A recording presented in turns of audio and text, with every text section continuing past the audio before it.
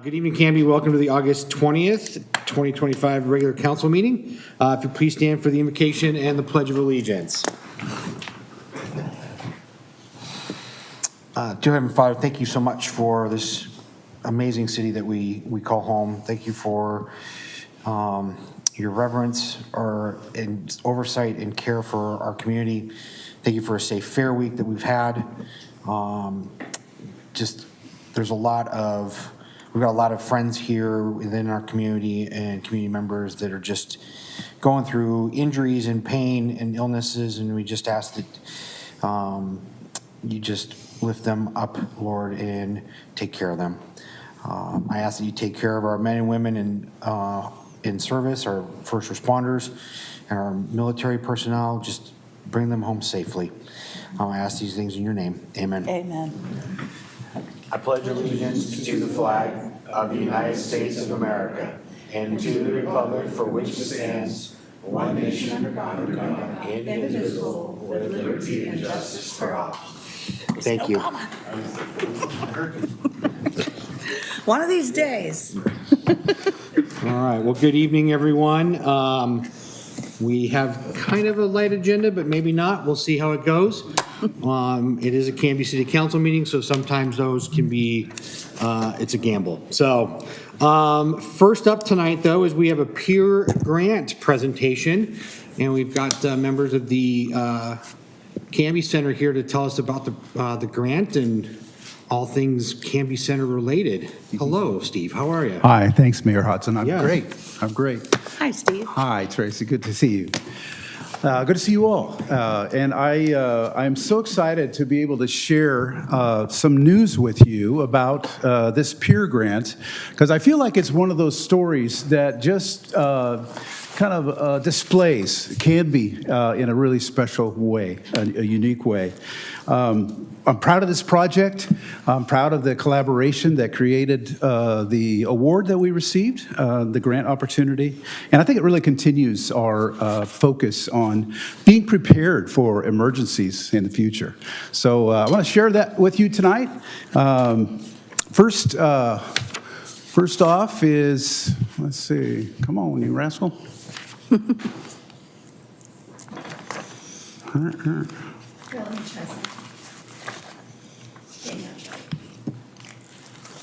I bet there's an on switch.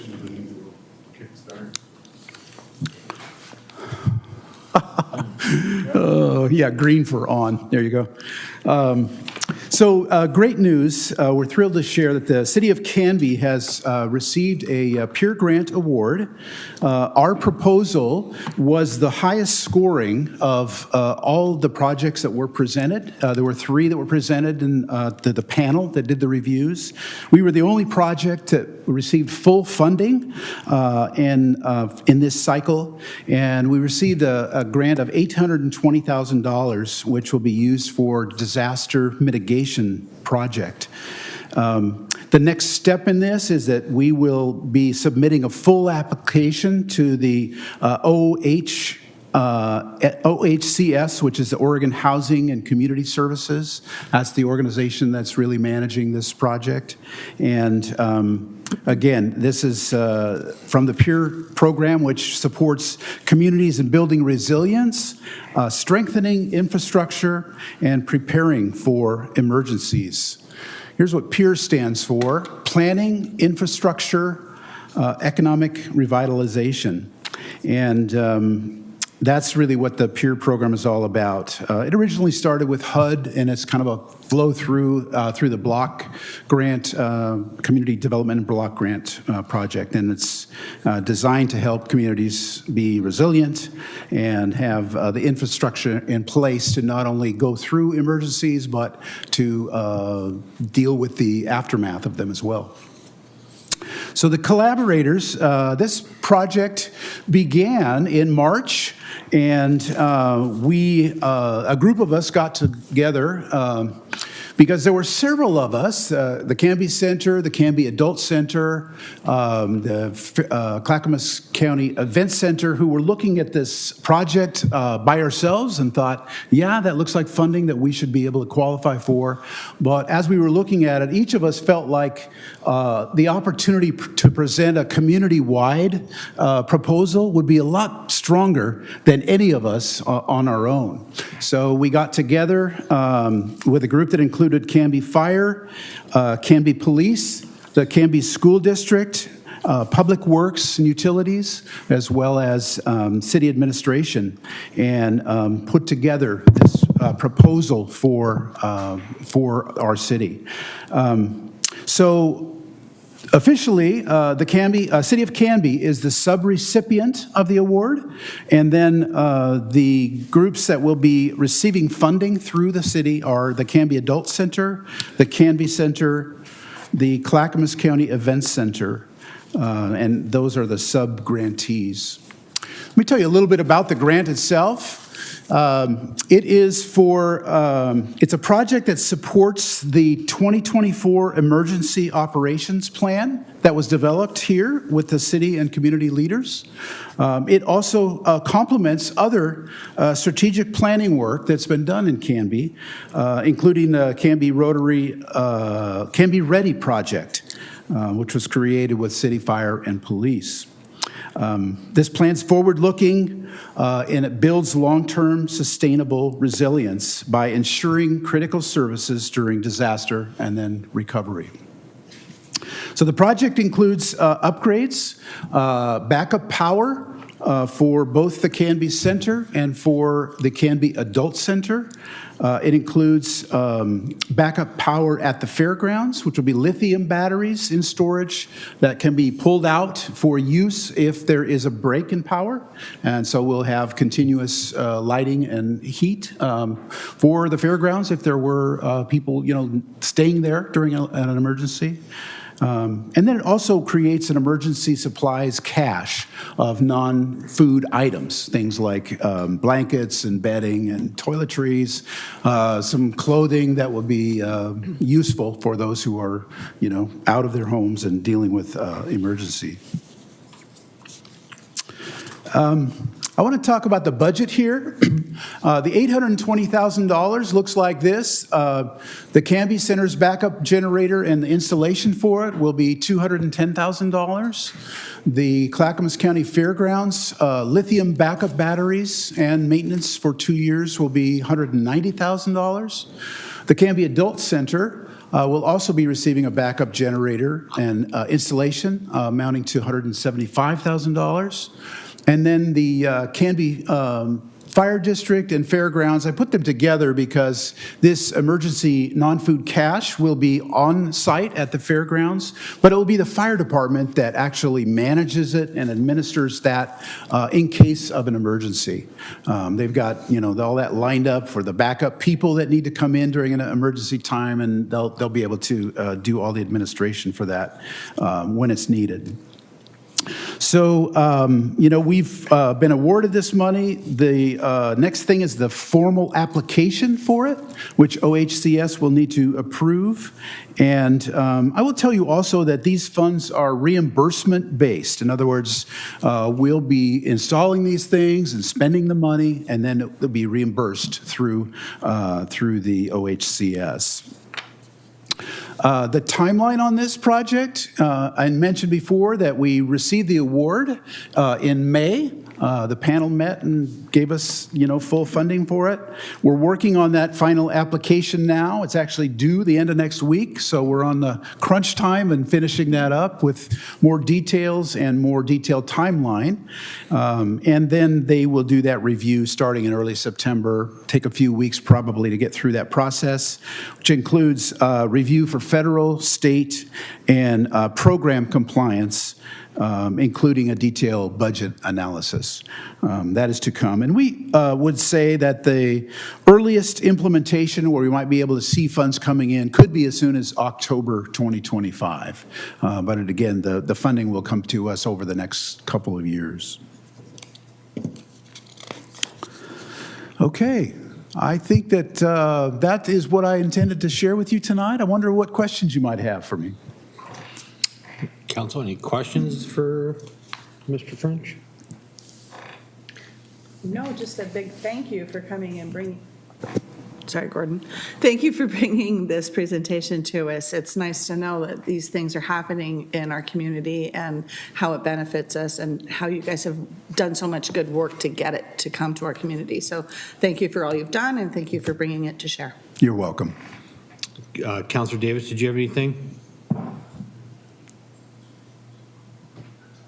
No, I don't, other than a great presentation, Steve, and great collaboration with all those agencies. I know the Canby Adult Center was talking about this as well at their board meeting. So they're excited about getting the generator put in there as well. So thank you very much. My pleasure.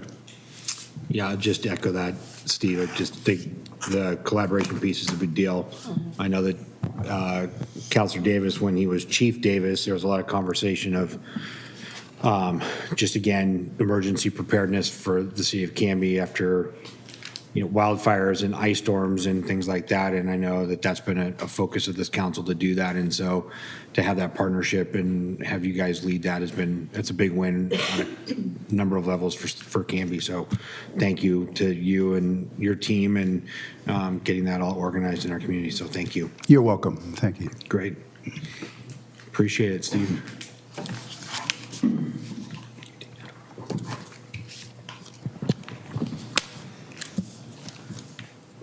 All right. Next on the agenda this evening is citizen input and community announcements. This is an opportunity for the audience members to address the city council on non-agenda items. If you are interested in addressing the council, I need you to fill out a yellow card, which is located on the back podium there for you to fill out. Bring them to the deputy city recorder, and she will make sure I get it. If you can't be here at the city council meeting and want to do it via Zoom or Teams or whatever fun electronic communication device you want to use, please reach out to City Hall by 4 o'clock on the day of the city council meeting. I do have some yellow cards, but they're all for a topic later this evening, so I will hold off on those. Did we have anybody online? No. So, all right. Seeing no other cards or topics, we will move into the consent agenda. Mr. Mayor, I move to approve the consent agenda that includes the approval of the July 16, 2025 City Council work session and regular meeting minutes, and also the July 30, 2025 City Council specially called meeting minutes. Second. Thank you, sir. Motion's been made by Council President Hensley and seconded by Councilor Waterman to approve the consent agenda, which includes the minutes of the July 16th, 2025, jumping in the Wayback Machine there, for our work session and regular meeting minutes, and then also including the July 30th, 2025 City Council special called meeting minutes. Any conversation or discussion? All those in favor? Aye. Aye. Okay. Anyone opposed? That passes. Was there just 4 of us tonight? Yep. 4 of you, I guess. Great. Next on the agenda this evening is a public hearing.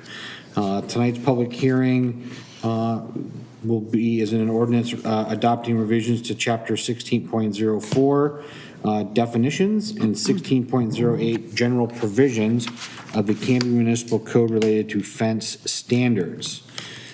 So before we go into this, I will read our public hearing announcement. So the matter presently before the City Council and the hearing body requires a public hearing.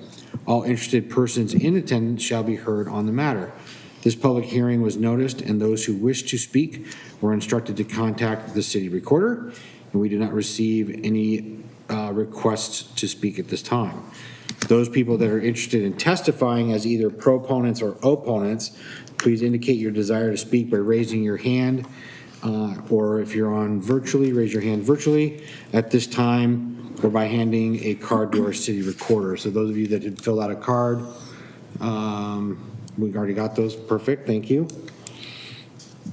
For longer presentations, proponents and opponents may buy time from one another. In so doing, those either in favor or opposed may allocate their time to a spokesperson who will represent the entire group. All questions must be directed through the mayor. Any evidence to be considered must be submitted to the hearing body for public access. All written testimony received both for and against shall be summarized by staff and presented briefly to the hearing body during the staff report. The public hearing will be conducted as follows. We will have a staff report, which will be provided by Ryan Potter. And then there'll be any questions by the hearing body. I will then open the public hearing for testimony. Those that are proponents, so for it, will have 3 minutes each to speak, and those that are opponents or against it will have not more than 3 minutes to speak. I will then close the public hearing.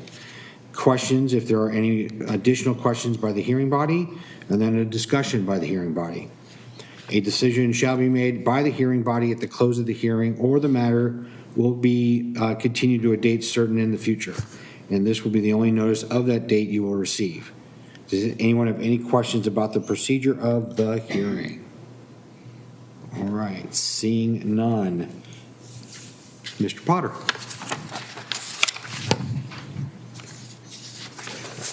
Good evening, Mayor and members of the council. I'm going to wait for Teresa to tee up my presentation here. Okay. So tonight I am presenting a update to our fence standards, and this is attached to Ordinance 1655. So I've got a long-ish presentation here, but I'm going to try to breeze through most of it, and if anyone has any questions, we can always go back and talk more about any particular slide. But I'm going to go over the background, why we're addressing this issue. I'm going to talk about design principles and urban design. Corner lots, which is the main impetus for this whole look at our code. I'm going to go over our proposed text amendments and then talk about our approval criteria for text amendments and then give our recommendation. So why are we talking about this and why are we looking at a fence code update? There's kind of 2 parallel parts to this. One is the planning department has consistently seen builders and homeowners violate the adopted fence standards that we have in place now. And so this has become more and more of an issue. And we've also heard from those residents and builders why they don't want to comply. And then homeowners either are trying to redo their fences and they'd like them to be different than what's allowed, or what's really unfortunate is many times fence contractors don't even look at our code, and then the homeowners get stuck with a fence that violates our code. But we've definitely heard loud and clear that there's pieces of the code that people are unhappy with. So planning staff and the planning commission have looked at this issue extensively. So we've had 6 work sessions over the last 3 years. We've kind of looked at it in between the other bigger things we've had going on, but we've looked at every aspect of this. We looked at what other cities are doing. Staff have created some 3-dimensional models to aid conversations. We've looked at the details of what our own code says. And then talked about very specific conditions that people have concerns with. And then so this, after 6 work sessions, and of course we have to commend our planning commission, they really looked at this issue in great depth and had a lot of great comments and suggestions for how we update the code. So on August 11th, we had a planning commission hearing where they recommended approval of the draft code changes. So right now, what our code says is, and this focuses primarily on residential fences, that most residential fences can be 6 feet tall. That's kind of the standard. However, in setbacks, both front and the side on corner lots, they have to step down to 3.5 feet. So I'm sure you've all seen homes around town that have complied with this code, and where the fence gets closer to the street, it steps down. So there's kind of like a 2-height element to the fence. And then at corners, it has to step down even lower for sight distance issues to 2.5 feet. And then, of course, we have a lot of fences that are really, really old, and those are grandfathered in. So that's never really been the code compliance issues are more recent fences. So Planning Commission asked staff, why do you think our fence code is the way it is now? And so we had a lot of conversations about design principles and urban design. And of course, staff don't have all the conversations that happened years ago when our code was put into place, but these are our speculation on why. And so there's 4 kind of main reasons why you would want to have lower fences near the public realm. The first is for visual reasons. They can create a fortress effect.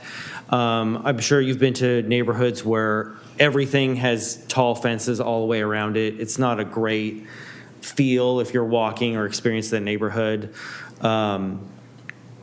Also, there's safety issues. If you have someone's side or backyard fenced right near the sidewalk, it is harder to see if you're backing out of a driveway. So if you have kids walking down the street and there's a L-shaped fence there, there is some visibility issues, which makes the case for having a shorter fence in that condition.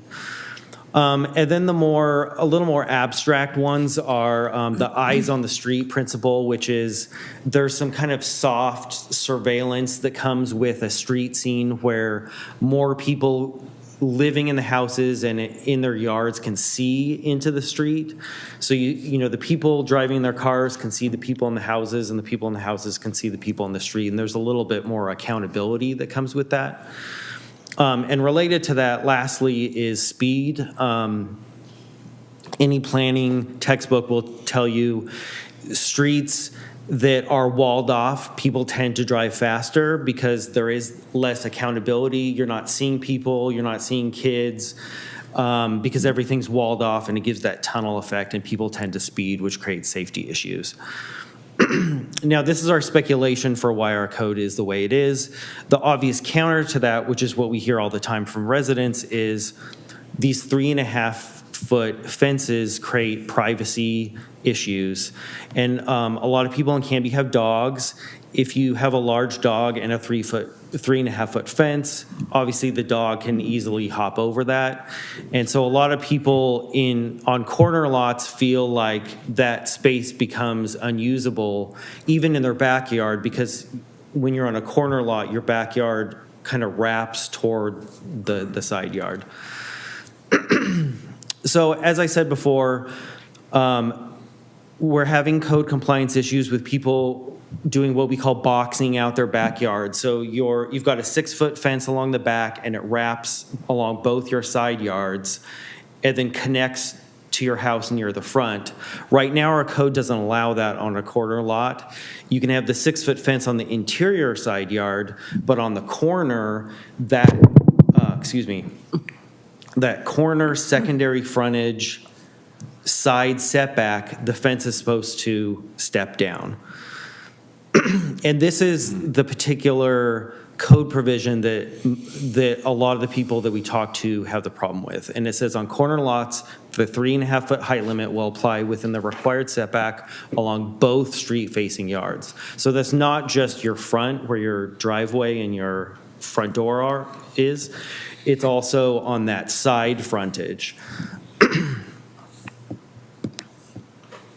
And that code provision has been in place for quite a while, and along with that comes this diagram that the city's been handing out to applicants for many, many years, maybe decades, and it shows exactly what the code says, which is on a corner lot, those blue lines are basically saying both those frontages have to have a low fence, and only in the backyard and the interior side can you have the full height 6-foot fence. And I apologize, this is a lot of semantics about the code, so you feel free to stop me and ask for clarification.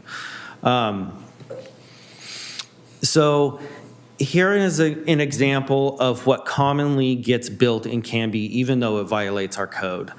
So on the far left is what was built. And so red means 6-foot full height fences and green means the lower ones. On the far left is what builders tend to build. And that full 6-foot fence goes all the way around the backyard, even on the side street. What's allowed is there's sort of two options. You can either have it step down, which is what the code prescribes, so that green part of the fence, you could have it step down there, which is what people don't like. Or on the far right is another option, which is you can have the full height fence, but you have to push it all the way back to the back of that setback. So basically where the house is the fence has to go straight back. What we hear from homeowners is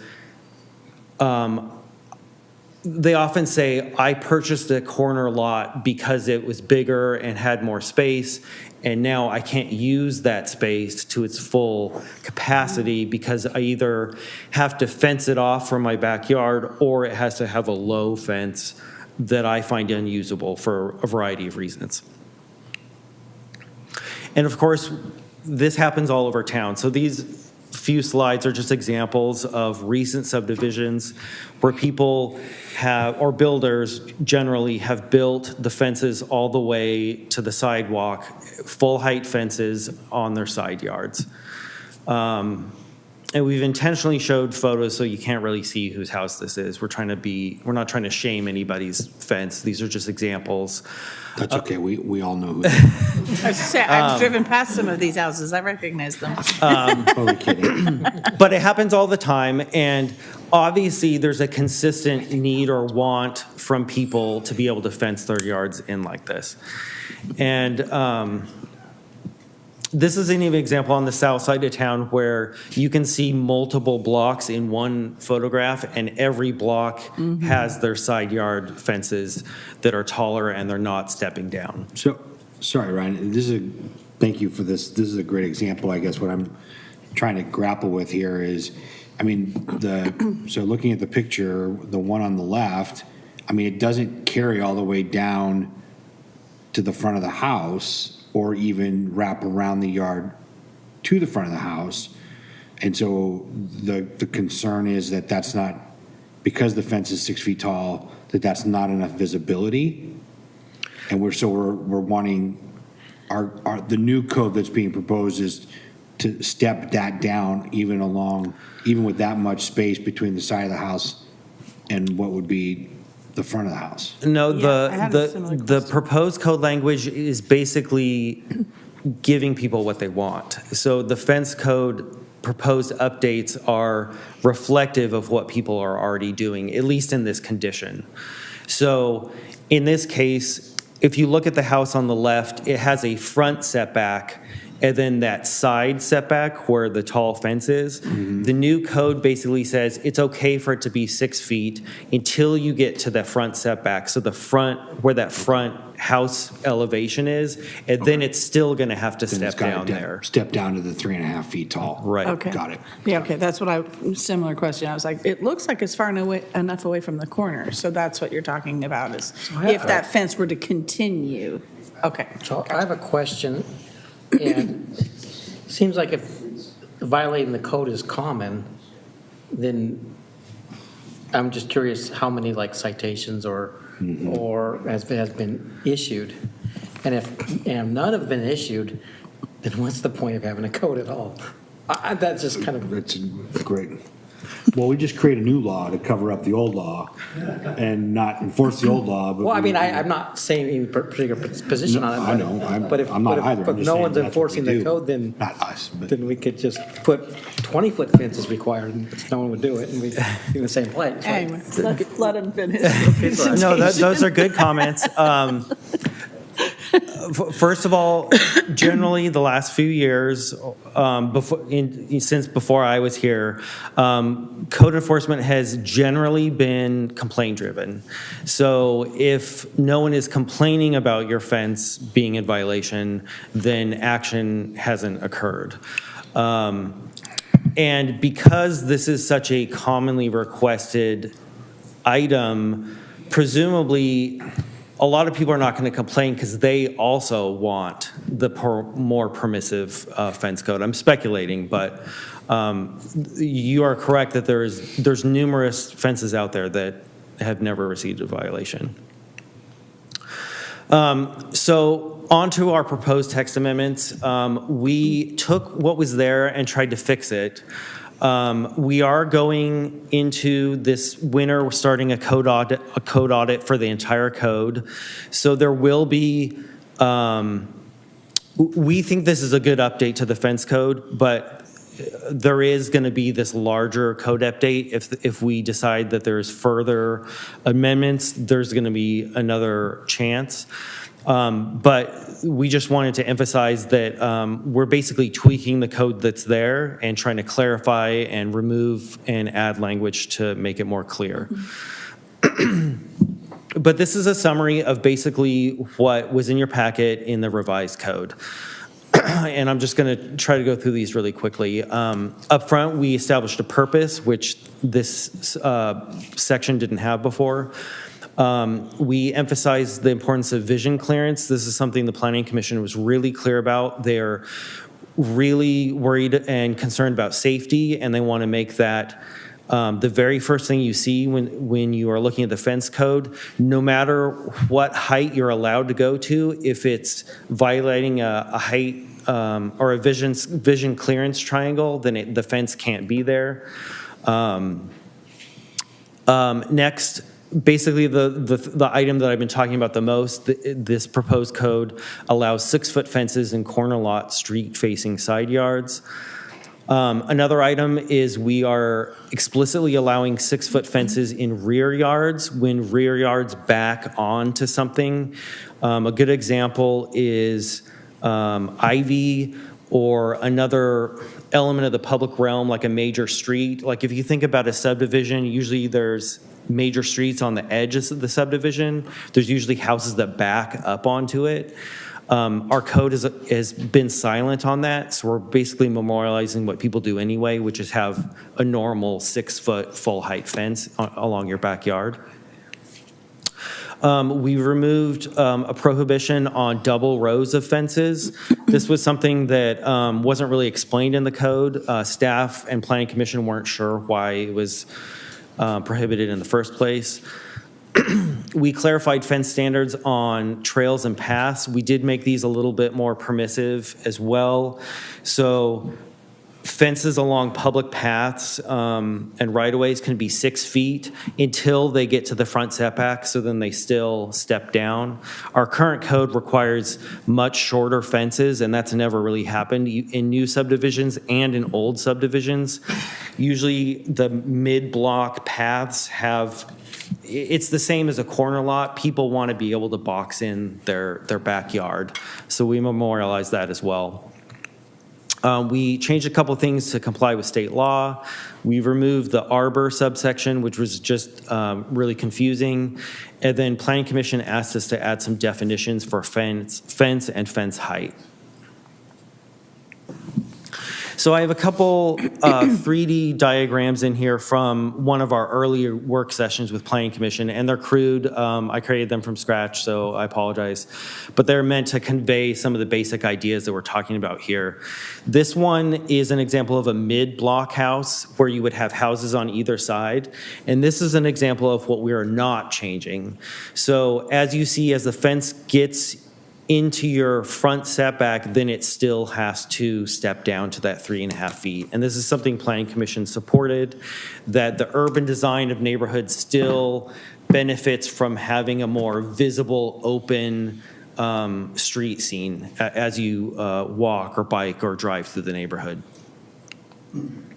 And then this next slide is an example of one thing that's not changing and one thing that would change under the proposed code.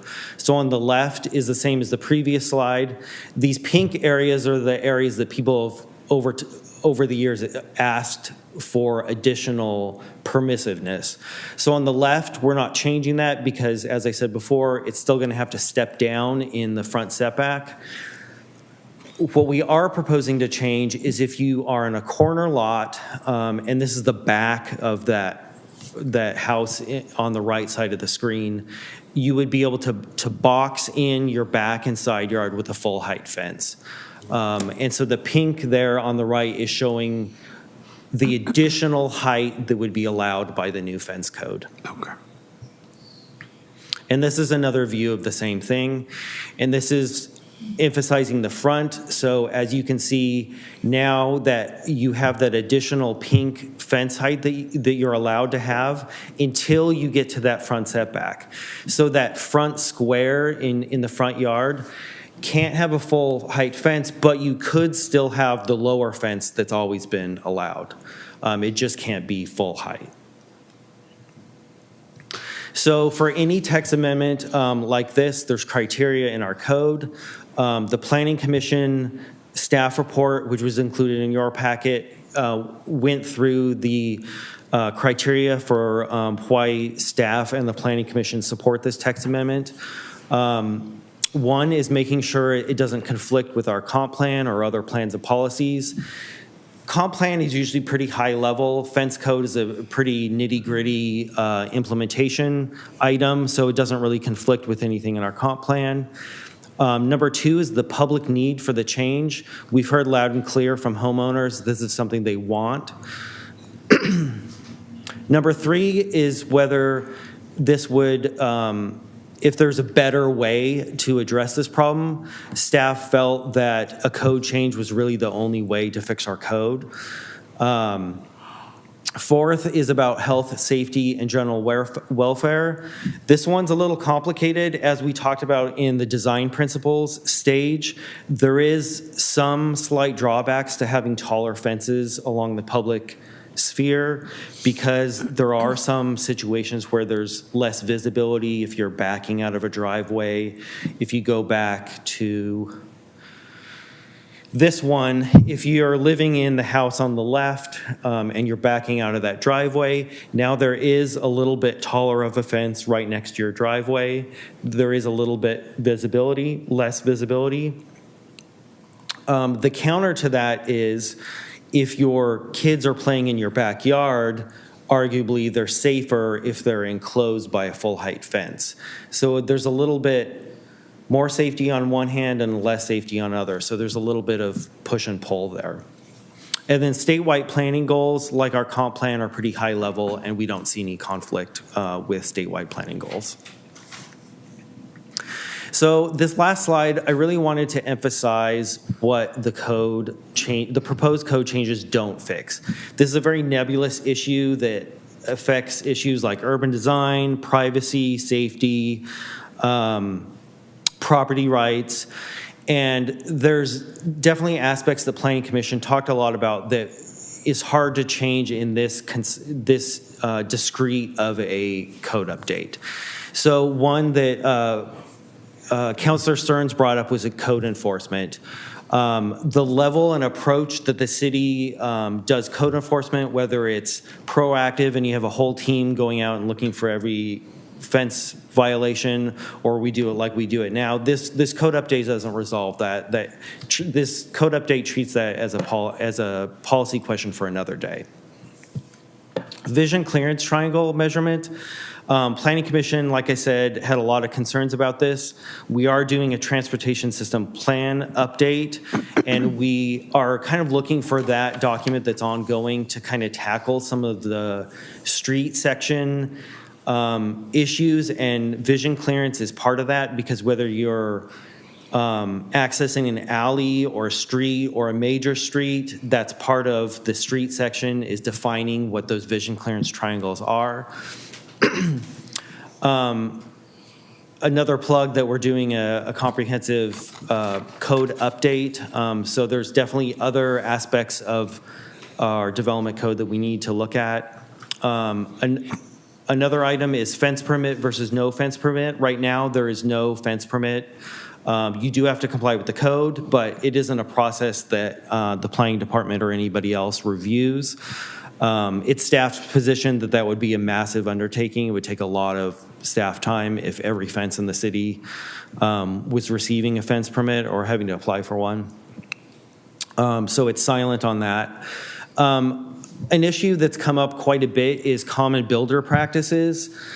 We've heard a lot about how lot sizes have gotten smaller, and a lot of people kind of put the blame on that for some of these issues of usability. What we've seen from the planning department is lot sizes have gotten smaller in general, but not as much as builders have chosen to build out and maximize the usable area of lots. We're seeing whole subdivisions where the builder completely maximizes every square inch of the lot for the house as much as they can possibly allow. And it does leave less room for side yards to be fenced in, for sheds, for greenhouses, for patio covers. And this doesn't resolve that, but it's an ongoing conversation that our department is having with builders and applicants. And then decimation of code information to the public. From the staff level, we see with this code update, our next step is to create a lot more materials that reflect the code changes and get those out to the people that have to comply with them. So we are planning, whether the code update changes or not, we are planning to create more flyers, handouts, sections on our website, more graphics, more 3D models, because we do want people to comply with our code, and we do want to consistently implement our municipal code. And so we know people need tools to do that. So staff's recommendation is that the council approve ordinance 1655, which would adopt the proposed text amendment. And I also note that the Planning Commission voted 5-0 to also recommend approval of the text amendment. Great. Ryan, thank you very much. I appreciate it. This has been an ongoing piece for a number of years, so appreciate the planning department's consistent pursuit of this. Questions of Ryan in the presentation? Go ahead. And then maybe you'll ask the same question I have. Thank you very much. There's obviously a lot of work that went into this over the last few years. The part that was taken out about the arbor part, is that regarding organic fences, like bushes, shrubs that are used in place of fences along the same way? And does this still apply to that?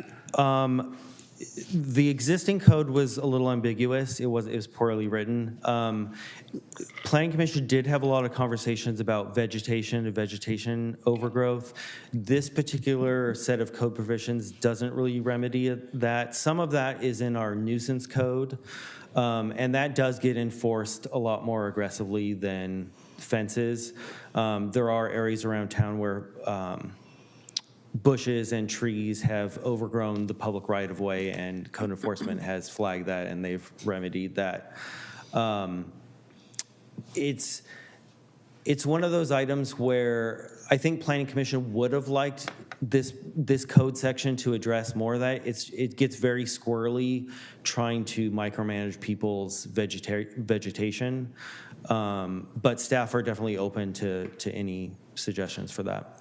Okay, I appreciate that. Thanks. Council President Hensley, then Councilor Davis. Thank you, Mr. Mayor.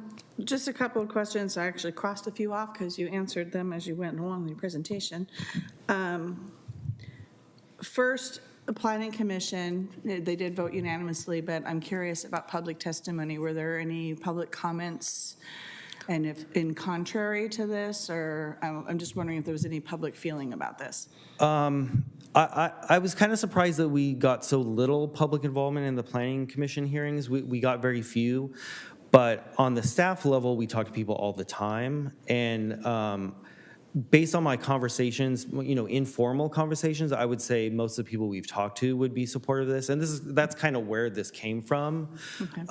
Like anything else, I'm sure there's people that disagree, but I haven't heard that lately. Okay, well, sure, you can't please everyone, I get that. Are some of those cards for this topic later? Yeah. Okay, I'll listen to those later. The grandfathered fences, you said that there was a slide in here, you said that the older fences that are out of code are grandfathered in. Is there any provision for, like, recomply at sale, or are they just forever grandfathered in? 'Cause, I mean, I know, for example, there's one out on, the backyard is on Ivy, and it's out of compliance, and after it's sold, it's still the way it is. So I'm wondering if we put anything in there that makes it have to come into compliance when they sell. There's nothing in the code, either existing or proposed, that addresses that. Or proposed, okay. I was curious. And compliance outside of code enforcement, is there anything, I was writing my notes, is what I was going to ask you. Is there anything in there, I know that our code enforcement, unfortunately, is completely complaint-driven right now. While I personally hope that changes, is there anything when the builder builds the fence, is there anybody going out and saying, nope, this doesn't comply, and making them fix it before it's sold to the owner? Or is there any is a stopgap there? Generally, no. Some builders do show the fences on their site plans for the house. And we do catch those all the time, and we do flag them, let the people know, and ask that they change the plans before we approve the site plan. The problem with that is, at least right now, our site plans don't require you to show the fences, because some builders build the house at one point and then the fence is built much later. I'm not sure, without a fence permit, I'm not sure how you would remedy that when there's a lag between the house and the fence. Okay. I don't like the answer, but I get that that's where we're at. And finally, my question, we'll turn to a comment. Actually, I had a brief question. When you were talking about the not a great feel for the neighborhood on those mid-block lots when they have the tall fence to the front setback, I'm about property rights. Person should be able to do what they want with their property. So if they want a tall fence all the way to the curb, then they should be able to. Is that coming out of the driveway is where I turn to a comment for instead of a question.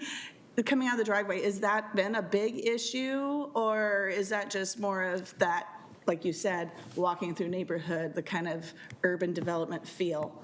What's weighing heavier on the decision there? Because I'm more for letting them do what they want, to have a bigger fence for their dog, their kids' safety, et cetera. So I don't know that one outweighed the other. I think we were trying to balance both by trying to be more permissive in general, but still getting the lower fence in the front for urban design purposes. But obviously, some of it is a matter of taste, and so that's staff will contemplate whatever council feels about that. It is something the Planning Commission talked about quite a bit. And there was even some discussion of, in those conditions where, like this one, if the back of that house on the right, if it was diagonal, if it was like sort of chamfered or cut off in a diagonal, would that be better? Because it would give more of like a angle of sight. Staff kind of had some hesitations with that, because as soon as you start creating little no man's lands outside fence, then you tend to have vegetation overgrowth issues, because, if that's your house, are you consistently going back behind your back fence to maintain that little triangle. If you're my neighbor, no, but that's another story. Okay. But it's definitely something that the Planning Commission talked about and contemplated quite a bit. Okay. This is one of those times I wish I'd watched the planning commission meeting. I think I got it. Thank you. Counselor Davis? Thank you, Mayor. Brian, good presentation. I appreciate the planning commission's work on this as well, and allowing higher fences. You mentioned that enforcement's going to be more of a policy issue moving forward, but I would tend to think that we need to address that with this ordinance, just simply because I think we're going to open up the Pandora's box on existing fences and lack of compliance, and then somebody else puts one in and says, well, right down the street, they're doing the exact same thing, why am I having this? So, I think that we're opening up Pandora's box here in regards to code enforcement issues without addressing in the ordinance. I totally understand that definitely makes sense. I think one of our hesitations with addressing enforcement in the development standards is, does that same concern also apply to non-fence items that are in the built environment? And if you wanted our code compliance regime to work differently, would you want to have a more blanket policy that lived somewhere else in the code so that it would apply to everything and not just fences? Yeah, I understand that. But I think that moving forward, then we have to address it. It's going to be under a policy decision. We need to address that, either through the building permit process, or when somebody goes to repair their fence, which there's numerous ones around town that need that it's now brought up to code, because I don't think that the citizens in Canby understand that, what this fencing ordinance says or what the impacts are going to be to them. And so I think sooner or later we have to address it through either the building permit process or through code enforcement out doing the job in regards to looking at these fences and trying to adopt it.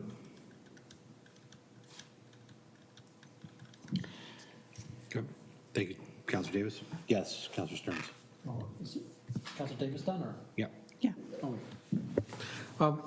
Going back to that slide you were saying earlier, I noticed you're allowing the 6-foot fence all the way around the corner of the lot. Doesn't that interfere a little bit with visibility for turning and that sort of thing? No, because the front setback. Oh, or not that slide, that one, yeah. Because it looks like the, It's just the rear side of the other slide. Yeah, the front's set. It affects more the driveway that it's near, but they have a street there and a street there and a tall fence. I mean, unless I'm misreading the diagram. It's this front setback that makes it okay. right. So you're not seeing, it doesn't go all the way to the corner. Yeah, the actual street corner is sort of off the photo there.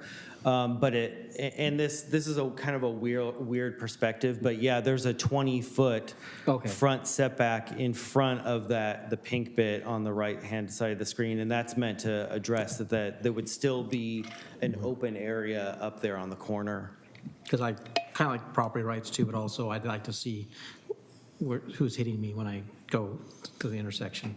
But I also like to, as a general policy, I really, really dislike laws that are not enforced and not intended to be enforced. They create a situation where only enforcement you get is revenge enforcement, where somebody's upset with somebody for maybe an entirely different reason and happens to know the code and that sort of thing. And so I think, in my opinion, the question of enforcement needs to come first, because having extra rules that somebody can play gotcha with if you have if one neighbor happens to know that and the other one doesn't, and so I'm uncomfortable having laws that are not really intended to be enforced. I see another aspect of the law all the time, and it just gets really, can open up some really sticky situations.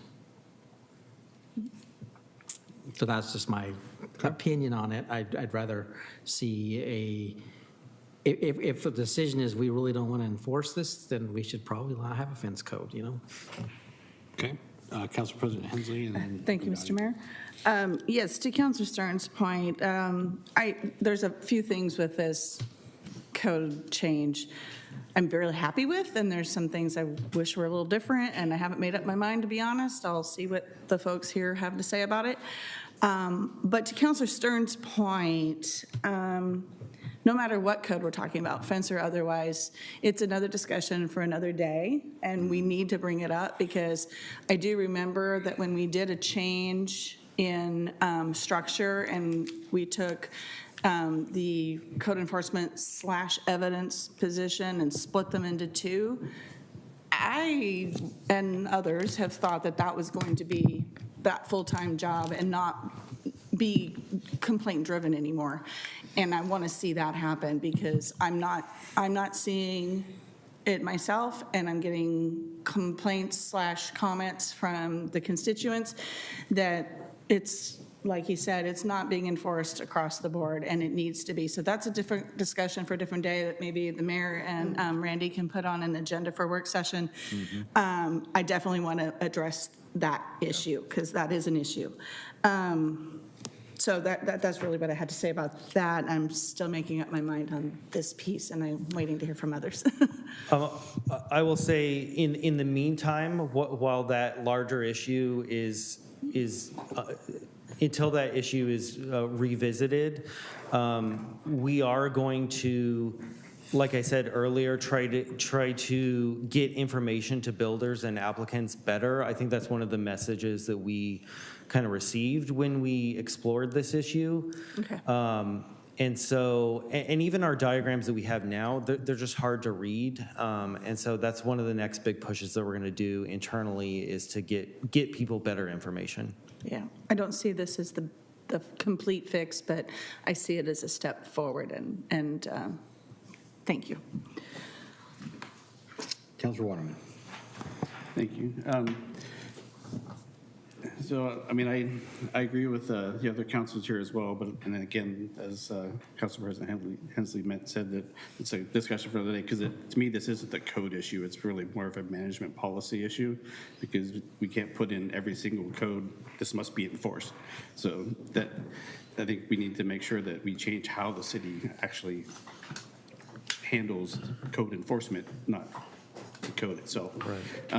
And that's definitely something that we need to address. And there's lots of ways that can be done. There's some cities where code enforcement is handled by the city itself, by planning department or its own department. Some of it, as ours is with the police department. So there's lots of different ways that it can be handled. It's how are we going to do that? Mm-hmm. Again, I appreciate that. Also, I do think that, we talked a lot about with Canby as well, the small town, the feel, it's kind of a little gem. And I also, sometimes people talk about we don't want to Portlandize Canby. And I mean, I don't think we need our beautiful streets looking like prison streets either. So I do appreciate our front streets where they're beautiful. They have beautiful flowers. They have picket fences. It's kind of the dream, small town. And so I appreciate the balance on trying to keep that as well. But I also definitely agree and appreciate people wanting to be able to protect their property and be able to utilize their property as well. So it's definitely a balance. Thanks.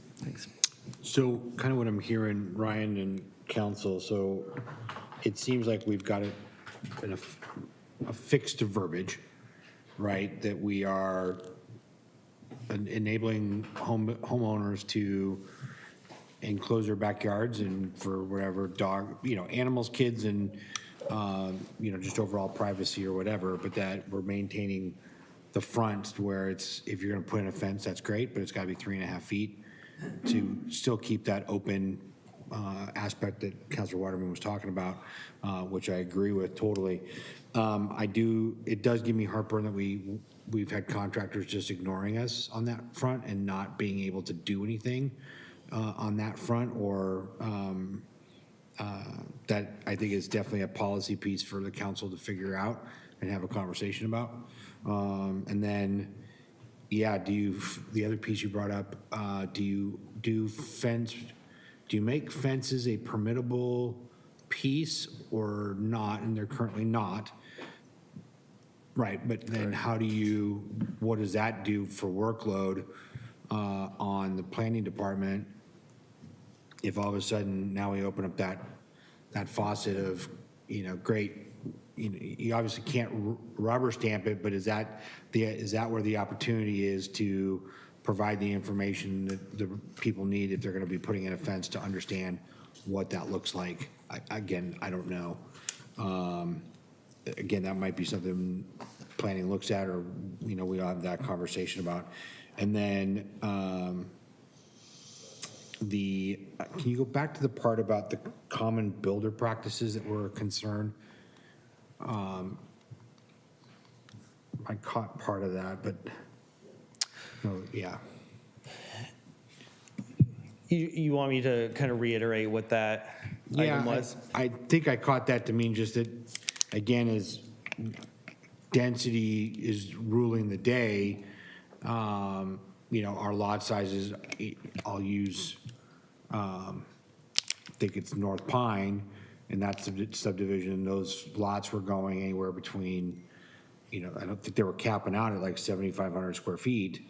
And so that doesn't mean much in terms of a yard, especially if you're trying to maximize that piece. I don't know if I don't think that, you're right, it does not get resolved with this, and I don't see that that's something that is going to get resolved as long as we have to follow state land use laws and those kinds of things. So I don't even think that's something that we really could take on in that regards. Well, from our perspective, and what we've heard from builders is they want to sell their houses for as much as possible. Absolutely. And so that means floor area, the quoted floor area on a house. And so it's sometimes a little short-sighted because those same homeowners, yes, they were seeking a bigger house, but then they come back 2 or 3 months later and they want a shed and there's no room for it. They want a patio cover and there's no room for it.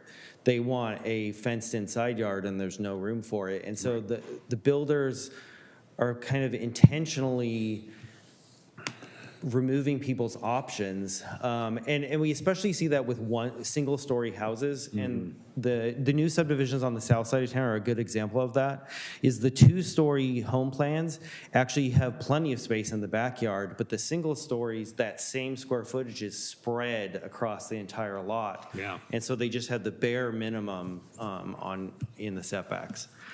So I think that part was more about planning staff kind of just communicating those ideas to builders. They can still build to the minimum subdivisions if they want, but there's definitely pluses and minuses to doing that. So I hear, so thank you for that. I appreciate you going back. So again, it just to kind of keep things moving here, it sounds like what the planning commission has done and what you're presenting verbiage-wise kind of presents that fix in that regards to what's kind of been commented on. The challenges that we see that we need to tackle as a council, to me, is figuring out how do we ensure that contractors are not ignoring our building codes, especially, top to bottom in that regards. Do we need to maybe discuss how what does a fence permit versus non-permit look like? Is that even doable? What is that workload? Just even a one pager from staff to say, here's why this would jam us up even further than what we're already jammed would be helpful for us, I think, in that regard. And then lastly, just as an overall conversation for the council, is just policy on enforcement, tracking something like these, like the fence aspect. Like you had said, like when a builder comes in and it's common, a builder will build a house but not include the fence. It's an added on feature and cost that the builder will take on versus, the resident going, no, I'll just take it as is and I'll add it later, which, but then how do we track that, and how do we know that that's the case to be able to send a code enforcement officer out there to inspect the house, to see that a fence has gone up and make sure that it's right. So again, I think that's conversation for another day. Am I missing anything, council, on that, on those items? No, I think you got it. Okay. You got Okay. discussions for the future. Any other questions for Ryan before I open up the public hearing?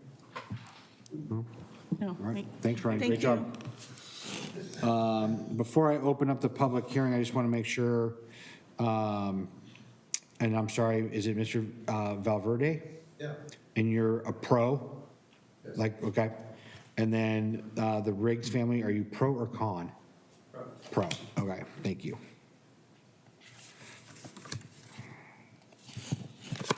All right, then I will officially open up the public hearing for testimony.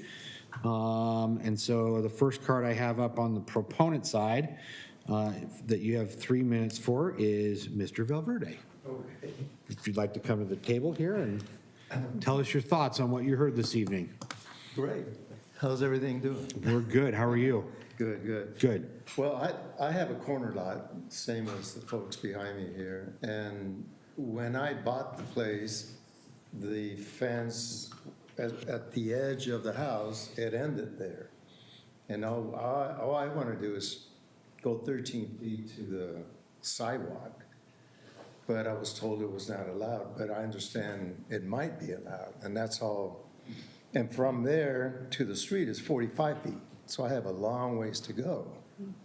And the fence would be 43 feet to the curb, not the curb, the sidewalk. Okay. So we like to go either to the sidewalk or a foot or two away from the sidewalk. And that gives us ample space for the dog. We got a huge Great Dane and a shed. Now we can't do it. But it doesn't block, it's not going to the front of the house, it's just the back. And I think that's exactly what they want to do too. So from what you're hearing tonight that's been presented, that meets kind of what Right. you've been Yeah, wanting to we be able can't to do it. From what I was told, we cannot do it. Okay. Until now, it sounds like we might. Okay. So Okay. simple as that. I hope it works out. Well, thanks for letting me say a few words. Yeah, thanks for coming by and hearing this. Thank you. Appreciate it. And then I have Brad Rigg. Are you selling your time to your wife, or you have something to say? Yeah, I got a little bit. All right, come on up. We'll be quick. All right, you're okay. You have 3 minutes, so feel free to use all of it if you want. Okay. Yeah, I just want to say this is the first city council meeting I've been to, and I'm really impressed. Thank you for all your time you guys do in this evening hour, and wow, what a good presentation that was. So yeah, we have a corner lot, and we have been, just to allay some sense of no code enforcement going on, we have been notified twice, about 2 years ago, that we could not extend our fence out. And there was someone who came by, and actually, I don't remember how or why she came by, but she was a code enforcer, and she was looking around very diligently. Because I asked her to come by. Oh, is that why? Okay.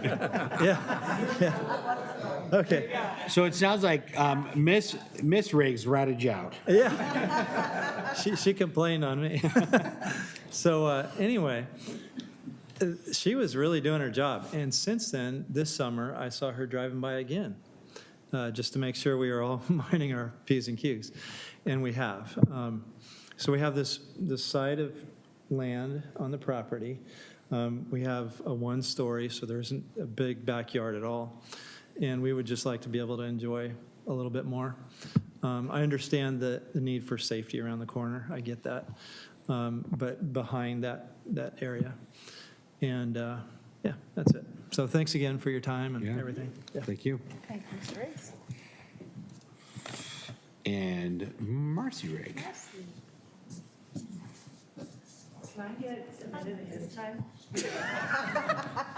Actually, I'll try to be really quick. You can, he I was ample really them, so you do. appreciate all of you and the labor of love you're doing. And I pray for my city. I love Canby. I'm on year 19. I love it here. So I agree with the revisions. I didn't know whether to say pro or con because I didn't know what he was presenting. But I would just like to use that side space. We're not talking about blocking any corners or creating a fortress effect. There's 55 feet from the corner to where this side fence begins. 55 feet. It's an all open front yard. I'm a gardener, so I wore this shirt, and I care deeply about how my yard looks and my neighborhood, and my neighbor Art does too. So I just want to be able to use the 12 feet that I currently can't use from my fence to the sidewalk and the 45 feet that I can't use. I'm a person that I have like major plans for that space, as do some of my children. I started asking about this question 3 years ago when we moved into this house and invited Kathy from Code over. Like I wanted to do the right thing and was told you couldn't. And the Lennar builders followed it to Code.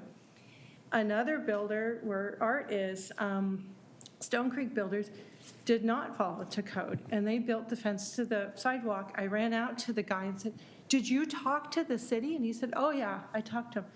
Well, Kathy from Code came back, you'll be happy to know, all the fences were removed. And I asked the guy, what happened? And he wouldn't say a word to me. So it's being enforced, and I, as a citizen, am trying to follow the law.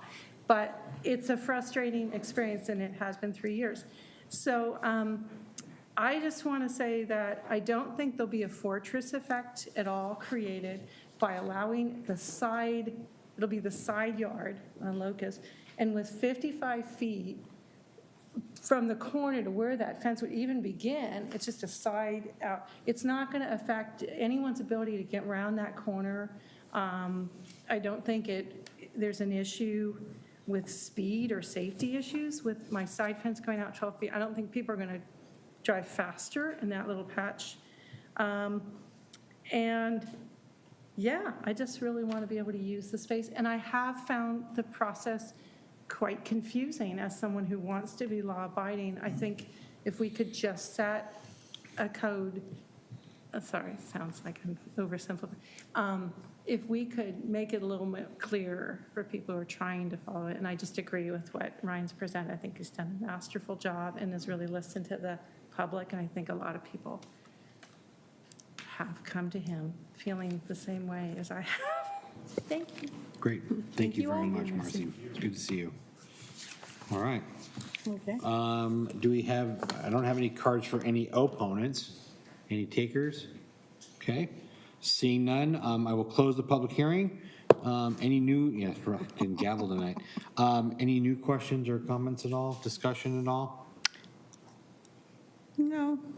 No added discussion? Okay. No. Okay.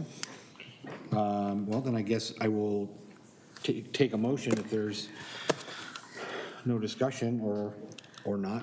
Well, Mr. Mayor, I'm still not convinced this is completely what I would like to see, but I do recognize it is a vast improvement. So, and the public is happy with the wordings thus far. So I will move to approve ordinance 1655, an ordinance adopting revisions to chapter 16.04 definitions and 16.08 general provisions of the Canby Municipal Code related to fence standards to the second reading, September 3rd, 2025. Great, thank you. You'll second? Thank you, sir. So a motion's been made by Council President Hensley and seconded by Councilor Waterman to approve ordinance number 1655, an ordinance adopting revisions to Chapter 16.04, definitions, and 16.08, general provisions of the Canby Municipal Code related to fence standards, to come to the council for a second reading on September 3rd of 2025. Any further discussion or comment? All those in favor? Aye. All right, that carries 4-0.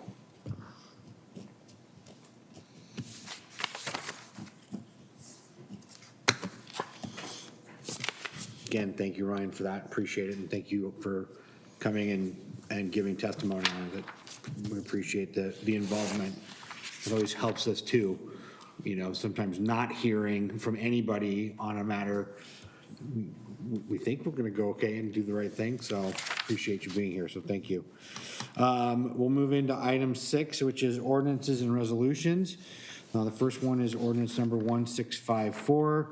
An ordinance authorizing the interim city administrator to enter into a collective bargaining agreement, a CBA, between the City of Canby, Oregon, and AFSCME Council 75 Local 350-6. Second reading. We went over this at our last meeting, so our opening and discussion on the contract with our city employees came to a conclusion. All parties seem to be equally didn't get what they wanted and equally got what they wanted. So everybody left wanting more, which is okay in that situation. So yeah, so with this reading, we'll be able to put that into action, and adjustments to contracts for city staff will take effect. So is there any other comments or questions for staff since the last meeting? I don't know. Okay.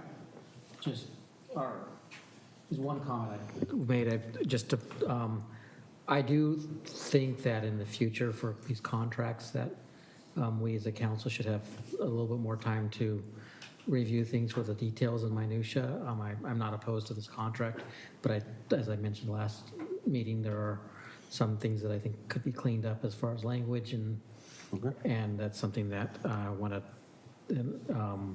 have the council, you know, it's always good to, I know we always have our main 5 or 6 points that they're arguing over, but a lot of times there are things in the language of the other parts of it that could just be cleaned up and improved, and so that they can be better. Okay. Agreed. Perfect. All right. All right, well, then I'll do it. Mr. Mayor, I move to adopt ordinance number 1654, an ordinance authorizing the interim city administrator to enter into a collective bargaining agreement between the City of Canby, Oregon, and AFSCME Council 75 Local 350-6. Second. Second. Motion's been made by Council President Hensley and seconded by Councilor Waterman. He beat you to it there, Mr. Davis, so we'll get you on the next one, okay? To approve ordinance number 1654, an ordinance authorizing this interim city administrator to enter into a collective bargaining agreement, CBA, between the City of Canby, Oregon, and AFSCME Council 75 Local 356. Roll call vote. Council President Hensley, Aye. Councilor Stearns, Aye. Councilor Waterman, Aye. Councilor Davis, Aye. All right, motion carries 4-0. Next up, 6B, ordinance number 1656, an ordinance authorizing the interim city administrator to enter into a contract with Scott Edwards Architecture, LLP, in the amount of $165,750 for the design, development, permitting, bidding, and construction administration of the remodel of the Canby Swim Center. Thank you, Mr. Merrick. I'd like to invite Eric up tonight. We've got a very, very short couple of slides. And Hi, Eric. Hello, Mayor, City Council. I'm Eric Leitonen, manager of the Canby Swim Center, and I'm here to talk about ordinance 1656, remodeling the dressing rooms of the Canby Swim Center and building a family changing room and getting started working on that by getting the design phase done. So the Canby Swim Center, I gotta see if I can turn this on. Should work. It should be on already. It shouldn't be. Yeah, there's no lights or anything. So, Canby Swim Center opened in 1970 in order to reduce drownings, and the community actually built the facility. So that's the facility now. And last year, we had about 60,000 swimmers, and we had 19,000 swimming lessons between school lessons and public lessons. And our funding is through a 5-year swim levy. And we had 1,600 rec and fitness swims. Canby Swim Center offers a lot of different programming. We do public lessons, we do public swims, adult and senior swims, and water exercise classes, lap swims, competitive swims. We have 2 swim teams, the Gators and the Canby High School. We have swimming lessons for all the second graders in town. And we also have adult swimming lessons and offer part and full-time jobs to people in the community. And we employ a lot of youth, high school and college students. Here's some pictures of our facility. Top left is during the triathlon. This year we had 300 participants. It was actually full. It's kind of built its way back up after COVID, but it was very well received this year, and the weather was beautiful. And then top right is a picture of our staff room, which would become the family changing room. And bottom left is a picture of the locker room, pictures of the lockers. Middle one is the shower area. And we have another one of the what would be the family changing room. So this facility is 55 years old and needs some updating, especially in the dressing room area. I think we have another picture of the dressing room. Okay, so the biggest deal is that some of the infrastructure of the dressing room needs to be replaced. The piping and the electrical are original, which is very challenging and a little scary.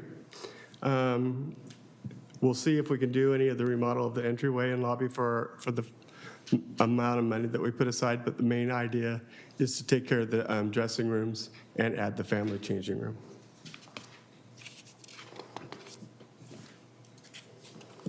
So here is a picture of what it would look like after our changes. So we'll add some toilet stalls and also add some little changing areas in the corner, and then the family changing room up top, which is right next to the spectator area, so it makes it really accessible.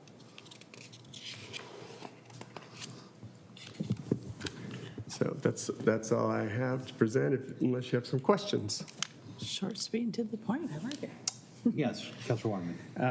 I just want to say I'm actually kind of excited. I know for the last few years we've been trying to get a remodel done in the swim center, and we've used it for birthday parties and whatnot for our kids, and enjoyed it. And so 1970s, is that the original layout basically since 1970? Yeah, the dressing rooms, actually, they've been updated a little bit. We added the lockers. There's an additional toilet in each bathroom, but it's in the middle of the room. It's very strange. And there's a lot of strangeness in the dressing rooms, just because there's also a double toilet. There's like one door and it goes to 2 toilets, and it's original. So I don't know what. It was the 70s. What can I say? Peace and love. Peace and love and full body together. Do we need to get the Historical Landmark Commission to designate the swim center as a landmark? Actually, we've gone through the historical landmark. Oh, okay. And they said we are safe to move forward. We joke, but that is a fact. Yeah. Yes, we actually checked with them because it's over 50 years old. But they were like, yeah, no, you can move on. We don't want you. Yeah. Thanks. Oh, dear. Eric, I know we talk about it as a budget time, but I want to thank you and your team because there is a lot of duct tape and baling twine that has gone into making sure that the pool keeps functioning, and you and your team and Public Works team have done a great job of keeping it going. So thank you. I know it's not a small feat to keep that going, and really to the Canby community for continuing to support the swim levy. It is a gem in our community, and it's good to see that we're going to make some investment in it. I know we had grander plans to kick it out the front a little bit and do some additional party space pieces to it, and hopefully we don't throw those plans away, and hopefully we can see that come to fruition here, with some conversation and whatnot over in hopefully the next decade. Yeah, we backed off partially because we don't know what the costs are going to be completely with all the changes in costs of everything. Sure. And we want to make sure we can get this part done. It is possible that we could do like a classroom later, but we'll look at that at a later time.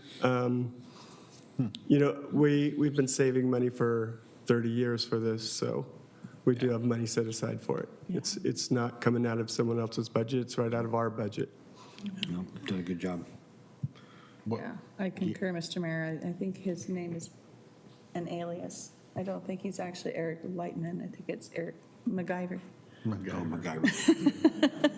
Yes, Randy? I was going to say, while Eric has the floor, did you want to make a public service announcement of what's going to happen the next 3 weeks? Okay, yeah, sure. So we close this Saturday, and we'll be closed for 3 weeks because we're painting the bottom of the pool, and it takes a while for it to cure to make sure that it stays solid after we put the water in. So it takes 3 weeks to do that, but we'll also be repainting everything, fixing everything up, making sure everything looks good, repainting the deck, painting any walls that need to be painted, just all of that type of maintenance thing. And then Nathan also checks all of the mechanical systems while we're closed down also to see if there's anything that needs to be addressed also. Okay, good. That's a good public service announcement. 3 weeks closed, up painting and facelift and. And we'll open again on September 15th. Great. Okay. Reopen. All right. Did you have something, Councilor Stearns? 15. Yeah, just to bring up things that we've talked about in the past, but to bring it up to everybody's attention is, we still own the land that the swim center's on, correct? That's correct. We have a 10-year lease that's possible to extend to 20 years with the school district right now, and we're like 1 or 2 years into it. But yes, we do not own the land. Okay, and I know that before there were some talks with the district. Has any of that happened about acquiring the land that our buildings are on, or is that still? Kind of an ongoing discussion. There is conversation, yes. Okay, I just wanted to bring that up. Yeah. The issue No, is, it's of a course, good no, you're spending right. lots of money for something that maybe could, in 10 years or 8 years, not be. Yeah, and that was some of it too. I mean, the cost of just doing this project alone bumped up what the initial numbers were, and then that was a lot of the dialogue was, do we make enhancements and add some of those added space or features to the swim center when we own the building but not the dirt, and what does that mean down the road? Do you make that investment? Do we try to save those funds to make a different, bigger investment later on? And a lot of that comes down to, conversation with, working with the school district on that piece of property, as well as what will be the old. I know there was some that had said that was started under Eileen, but I don't know if that went anywhere or if that was just. That started a couple administrators ago, actually. Well, but I mean, me being a kind of impatient sort of person, I was wondering. This upgrade. Get the conversation going further on that. The conversation has been going, for. This upgrade is to make sure that it still works while any other decisions are made. It's not to we're not trying to add a bunch of pools or whatever. We're just trying to keep things working. Yeah, I'm not opposed to it. I'm just wanted to bring up the topic while it was here. Sure. Good deal. All right.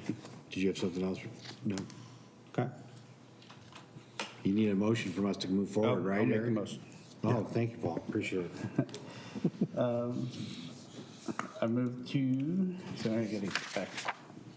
Fingers slip up. To ordinance authorizing interim city administrator enter into a contract with Scott Edwards Architecture LLP, the amount of $165,750 for design, development, permitting, bidding, and construction administration for the remodel of the Canby Swim Center. Second.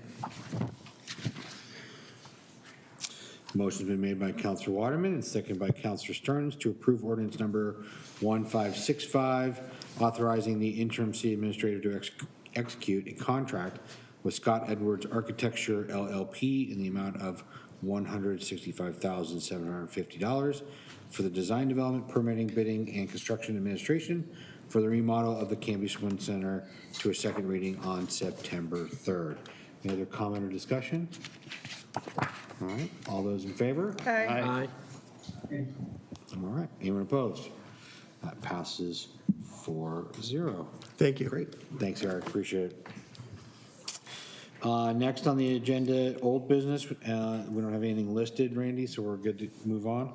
Yes, sir. Thank you. Item 8, new business, letter of the City Council to support the DLCD grant application. Oh, hi, Don. Good evening, Mayor and council members. It is grant season again for Department of Land Conservation and Development, and wanted to give you a bit of background on the grant cycles that we're going through, and there's 3 phases of this grant cycle. This is phase 1 of the grant cycle. This money that DLCD has available can pay for our current scope of work items for our urban growth boundary expansion process, which DLCD was encouraging us to actually apply for this grant. They do require council, what my ask is tonight, they do require council letter of support for the grant. Basically, it's kind of a commitment towards that process. The grant is $40,000, which would be complementary to the current scope of work, which was adopted by council in the last month. So that would be moving forward. That's kind of phase 1. So my ask tonight is requesting your support and having the mayor sign on behalf of the council for the letters that's in the packet. Second phase of the grant cycle, which is technical assistant grants, is also in the works, and we intend to apply for part of our code update funding for that as well. We did have some money that was set aside by council through our budget process, and this would be complementary to that as well. So we'd be applying for a code update grant, which will be submitted by October 1st. And then the third phase of the DLCD grant cycle will be, they have a lot of money this year. It will be wetland inventory, which is part of the urban growth boundary expansion process. That's also required to do our urban growth boundary expansion, is to do an inventory of our wetlands. That will be this fall. The technical assistant grants, which is phase 2, is competitive. We have been very successful with the DLCD grants that we've submitted since 2022. We've received every one of them. And so we have a good record, a good rapport with DLCD, which is helping pay for the overall process for our comprehensive plan, transportation system plan, and urban growth boundary expansion that's underway and continuing. So my ask of you all would be your support for the letter that's in your packets for the letter of support to DLCD. We have submitted the grant. That's not unusual, but they require to actually authorize and release the grant, they want the letter from the council. We haven't actually been awarded the $40,000, but I think it's pretty assured that we will likely get that money. There's not very many jurisdictions doing urban growth boundary expansion in the state of Oregon right now. I think we're one of a few, so. Yeah, most of them started that process, I think, 2 years ago. Yeah. So we're planning on our part to wait a little longer. Yeah. Any questions? I'd be happy to answer. No, it's a solid letter, so I Okay. hope the council will Do we support. need to I would- make an official motion? I would make and an vote? official motion on it. Okay, well then, Mr. Mayor, I move that we support the letter and sign a letter of council support to the DLCD for a grant application. Thank you. I'll second that. Thank you. So the motion's been made by Council President Hensley and seconded by Councilor Stearns to, again, for the council to approve the mayor to sign a support letter for a grant application to the DLCD. Any further discussion at all? All those in favor? Aye. Anyone opposed? Passes 4-0. Thank you. Yeah, whenever it's ready, I'll sign it. Thanks. All right. Item 9, mayor's business. Look at that. You just had it handy and ready to go. Ask and you shall receive. It's like he knew. Shouldn't need a second reading for this? Yeah. He could hand it back now. I'm just kidding. It's here for you at the end of the meeting, Don. Mayor's business. I don't have a lot to report on right now, other than just to say this weekend, Canby's big weekend. So big night out on Friday night, street dance and party. Saturday is the Cuts Forth car show. I think they're only expecting, 500 or 600 cars to come down. It will be warm, so bring lots of water, or if not, support they do a great job. There's going to be lots of food and refreshment, and it's all provided and sold by a lot of the Canby youth sports and high school sports. So show up and buy some root beer floats and bottled water and elephant ears and all the good stuff, but just don't touch the cars with your goopy hands. And just a reminder, school starts after Labor Day. I'm making my annual request just to say, slow down. School will be back in session. There will be more kids on the street. It always amazes me at the end of the summer, come September, I drive to work, and there's all these kids at the bus stop, and I wonder where they've been all summer. So they're out there. They will be out on the streets riding to school and all that. So please slow down and be careful. So that's all that I have right now. And we'll start with Councilor Davis. Okay, thank you, Mayor. I was not able to make the Park and Rec meeting last night. However, I did receive the minutes from the chair of the committee. Thank you to Kara Hawkins for getting the minutes out so quickly. They did talk about Auburn Farms. Good news is once it passes the 30-day contest period, they will begin construction, which then leads to them being able to select a name for that, which is currently being advertised. They've already had a couple of submissions for Auburn Farms, and Jerry's hoping to get the groundbreaking ceremony on the second or third week in September. So that's moving along rather quickly. They talked about a number of issues without any conclusion on some of those issues. One of them is Maple Street Park. As you'll recall, the City Council was looking at, or the Park and Rec Committee and the City Council was looking at extending the secondary parking area and eliminating the small playground area. The chair of the committee, Mr. Johnson, went out with Aaron LZ, and they're looking at alternative ways of possibly keeping that playground equipment in there, as some of the neighbors weren't aware that some of that was coming out, and then looking at other considerations for increasing the parking down there. While we're on Maple Street Park, if you're not aware, there was a off-the-leash dog that attacked started attacking a lady in a carriage, and her dog intervened. And that dog got seriously injured in the fight with this dog that was not on a leash.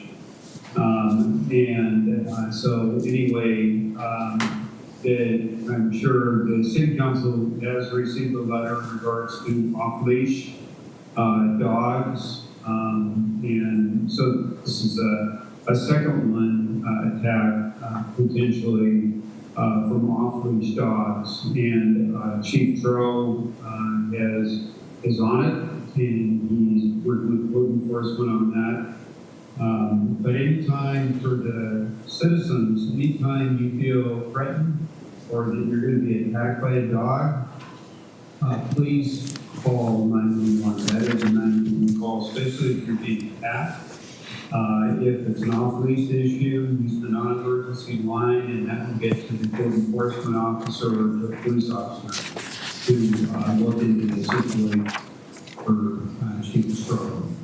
So, Dr. Kerman had a request, as everybody, as the city council knows, in regards to the street and access way and the lot going on to the logging road. The Park and Rec, this came back to the Park and Rec Committee from the city council. The Park and Rec Committee has made a motion that they not use park fees for the purchase of that street or that piece of property at this point, based upon the amount of projects that are currently in the 20-year plan, and this one is not in the 20-year plan.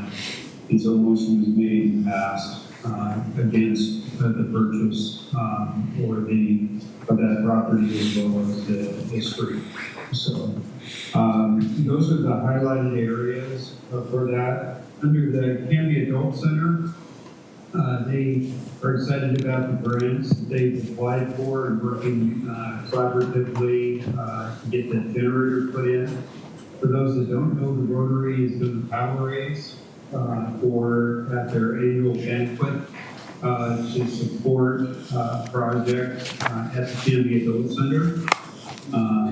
The president, Jim Hunsinger, that's his project this year, is to see what the Rotary can do to support the Canby Adult Center. But things are continuing to happen. They've got the permits into the county and are waiting for the permits to be let so that they can then start, getting the contractor on board and moving forward with the construction for the new, or I should say, the remodel of the church of the new Canby Adult Center. As the mayor talked about, Canby's Big Night Out. If you're interested in dunking a city councilor, I will be at the dunk tank at 6:30 at night. So if you feel like you want to put me in the water, feel free. And then the Rotary will have a booth set up for hamburgers, which I hope support community projects in Canby. Into my report. Thank you, sir. And is it $1 per ball, or like what's 50 cents per ball to dunk you? Like, I'm gonna raid my piggy jar. I think you get like 3 balls for $1. And if you miss, you get to come up and hit the thing anyway. Yeah, right. Either way, I find you go in the water. Well, Drop that 10 in sounds and just go push the fantastic. button. Well, I did not thanks, know Councilor that. Davis. That's awesome. Thank you. It's funny. All right, Councilor Waterman, what do you got? So attended the Bike and Ped Committee. Looks like we might be maybe finalizing getting another member on board for the Bike and Ped Committee. A couple questions coming out of that. One, I don't know, if, Jerry, if you can, just a really quick update on the path to 99. The status of that is? Yeah, sure. We gave Randy an update for later, but I'm glad to tell it instead of him. You already did. Okay. But yeah, no, they started construction, moved out. They're waiting for supplies, orders, stuff like that. But they have no problem meeting the construction deadline of. It's actually September 30th is their deadline, but we think they'll be done by the 20th. Oh, great. So, yeah, they're pretty confident on all of it. So we'll keep you posted on that. Okay. And I think, and one of the things that came up was on the logging trail, I know there was some talk about some striping and painting, and they know that like, it's not in the budget for like trying to do a whole thing, and even if that was possible, I think it even went through the Park and Rec Committee as well. There's still some questions about the loop at the end down by the river, about since there's kind of really no direction, that people kind of go both ways, and especially when you have bicycles going both ways coming around that loop.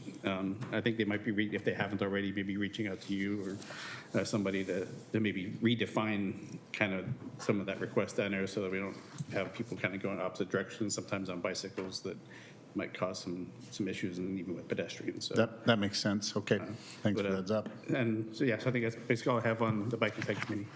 But, thanks. Yeah, thanks, Paul. And the library board meeting was canceled. Marissa was ill, and but they're also, but she also pointed out that there is a online session for the sorry, I can't forget what it's called, the outside area of Canby, that for the LDAC and for that to have an online session for community input. I think it's on the 23rd or 28th. Let me look real quick.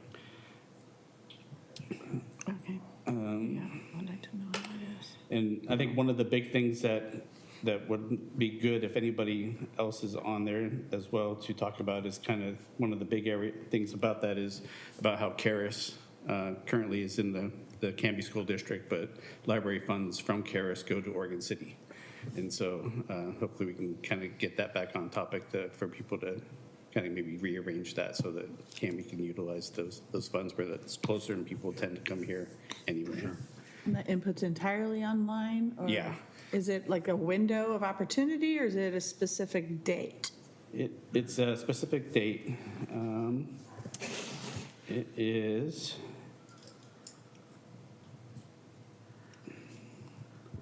I apologize, I didn't have that right up here. I can pass that around to the council tomorrow. Okay, and could Jamie put it online too? Yeah, I'll get that out. Maybe she sent that in a different meeting.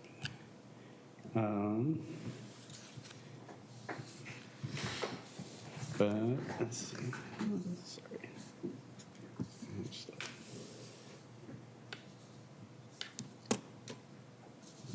Anyway, now my email won't load up, so. We'll get it out tomorrow. But yeah, but I'll get it back out to you, but it is coming up here in the next week or so. So, Great. Okay. Anything else, sir? That is it. It's sorry. It's the 26th at 6:30 to 7:30. Okay. It's a virtual library district task force town hall unincorporated areas. It's a very long name.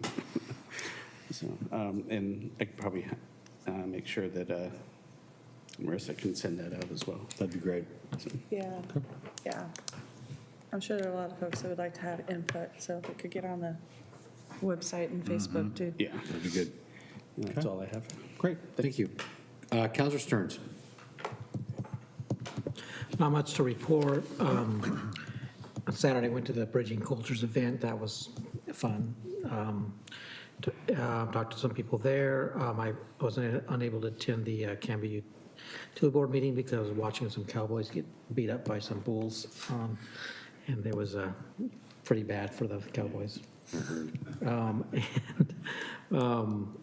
The only thing I was wondering, as to kind of ask the council or something, is was wondering if sometime we could schedule like a work session or something where we could just kind of do open mic, very loosely agendas. So we just, I mean, I know we kind of talk about it now, but it just at this point in the meetings, but sometimes, you know, it'd be fun to just see what's on everybody's mind.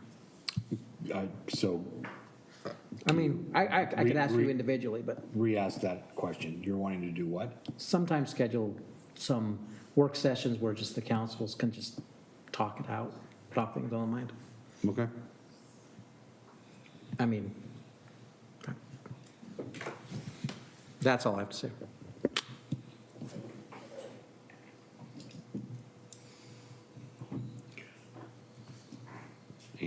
Council think tank. That could go on all night. You have to.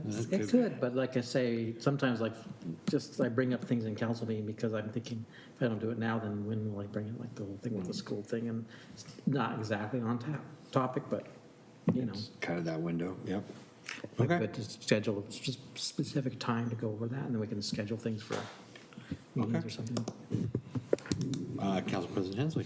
Thank you, Mr. Mayor. I really don't have a lot to report. I was at the fairgrounds every day during the fair, so that was interesting. A lot of fair goers, a lot of changes and more changes to come as the building gets built. Likewise, I attended one of the nights of the rodeo. I did hear of the gentleman that was injured, but he is okay, is what I'm hearing, so that's good too. As far as my liaison reports, I just have a little bit from the Traffic Safety Commission, which unfortunately I left my notes at home, so I'm going by the agenda. So Spencer's here, he'll correct me if I'm wrong.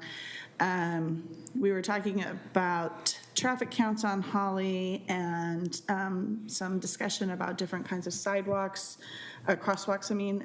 There's a pattern of crosswalks that are used in the Charbonneau area that some members were interested in, but we need to find out if they are actually compliant with Oregon law versus private roads. Am I right? Yeah, I'm getting nods. Okay, so there's some discussion about that going on. Basically, the biggest topic that comes up month after month after month is everybody here in Canby, please slow down.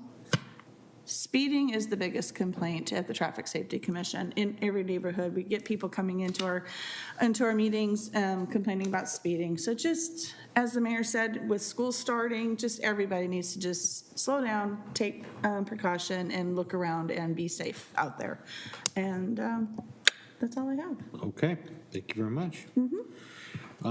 Next, item 11, City Administrator Business and Staff Report. Thanks, Mayor, councilors. I'll keep it brief because I know we have another topic coming up, executive session. I did get asked to mention we have some anticipated heat coming up Friday, Saturday. In fact, the local garbage company is picking up at 5 a.m. instead of 6 a.m. They're going to be doing all of the, call blast, email, and social themselves, but want to let you know they're going to be out an hour earlier in the morning. I handed out a copy of a letter that we sent this today to the Federal Railroad Administration. It was time to reaffirm our quiet zones in Canby through the three different zones at North Elm, Grant, and Ivy. Every 3 years to reaffirm those. So thanks to, actually got an email back already saying this is excellent. So thanks to Maria Toledo and Jerry, his shop, for helping going out to those intersections and reaffirming everything that's out there so we don't lose our designation. Walnut Street, we've been in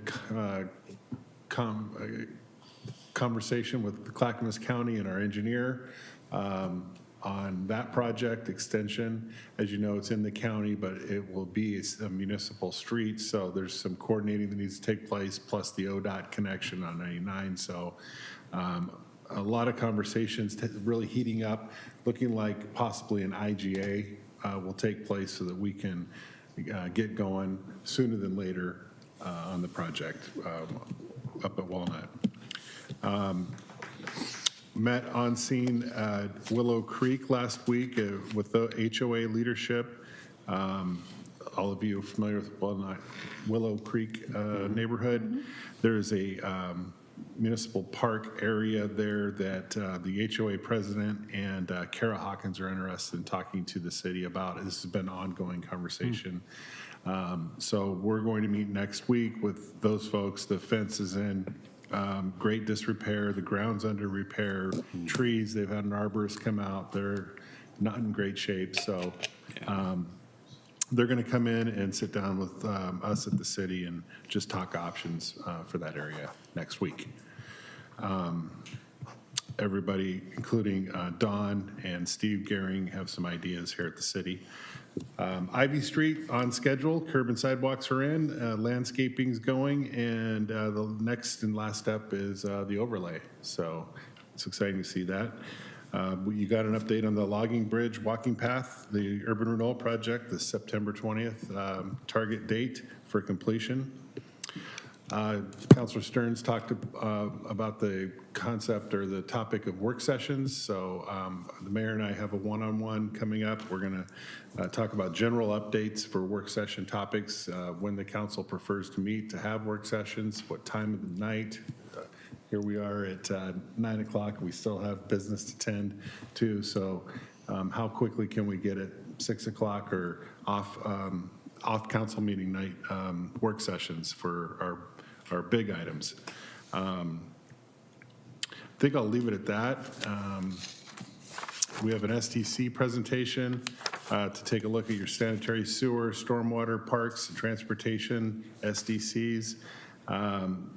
Staff's been meeting on that to get the baseline projects recalibrated to make sure the right projects are in there. We get one shot at this, about 10 to 20 year modeling that's happening and coming to you soon through FCS consultants. So we just want to make sure that the right projects are in there. There's a lot of aspirational projects, as you know, in parks with the Canby utility, the school district. So trying to get the 5 SDCs. Water, of course, is Canby utility, but the 4 that we're in charge of, making sure those project lists are calibrated before we come in front of council. So great. I'll leave it at that, Mayor. Great. And really, 9 o'clock is not late for us. Okay, all right. I mean, We're working on it. Yeah. we've had a few midnighters, so, you know. One quick question. Oh, you have a quick question? I'm happy to stay. Okay. I do have a quick question. I don't know if Randy knows the answer or if you do, Mr. Meyer, but he did mention the heat wave coming up, and Yeah. this is going to be like 4 days or more in the upper 90s to maybe triple digits on Friday. Do we have cooling centers? I know that Denny's has been welcoming, and I know library during open hours, but I know we lost one. So I'm just wondering if we know who is open for those cooling centers. Go ahead, Mayor. Because you hit the 2 that came to mind. I know that we amplify others that are open. The county has a list that are open county-wide. But in terms of Canby, I would defer to Jamie on communications through our social channels.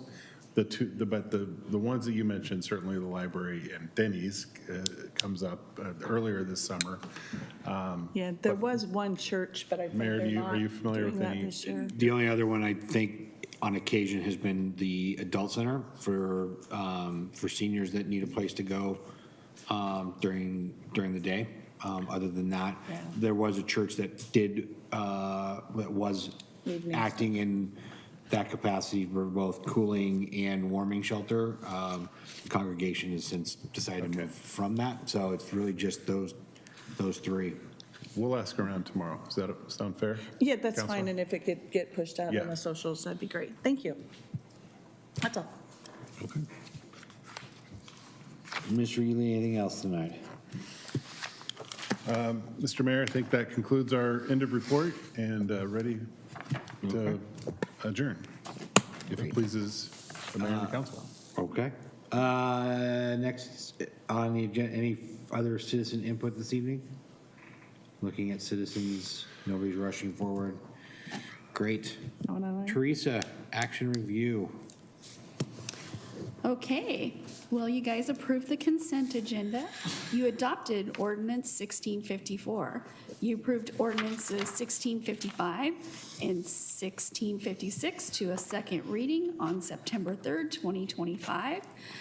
You also gave the approval to send a letter of support for the DLCD grant application. And I have a little something funny. Why did the council deny the demolition of the Clown Museum? Oh, shit. I gotta water the lawn. It was because it was a hysterical building. Okay. Oh, I love it. A little levity. Thank you, Teresa. Thank you, Teresa. Hysterical building. I love it. Okay. As was alluded to, we do have an executive session this evening for the council. So I will take a motion to go into executive session. Mr. Mayor, I move that we go into executive session pursuant to ORS 192.660, parent 2, parent H, to consult with counsel concerning the legal rights and duties of a public body with regard to current litigation or litigation likely to be filed. Okay, is there a second? Thank you, Paul. We're going to move into, those in favor of moving into executive session? Aye. Anyone opposed?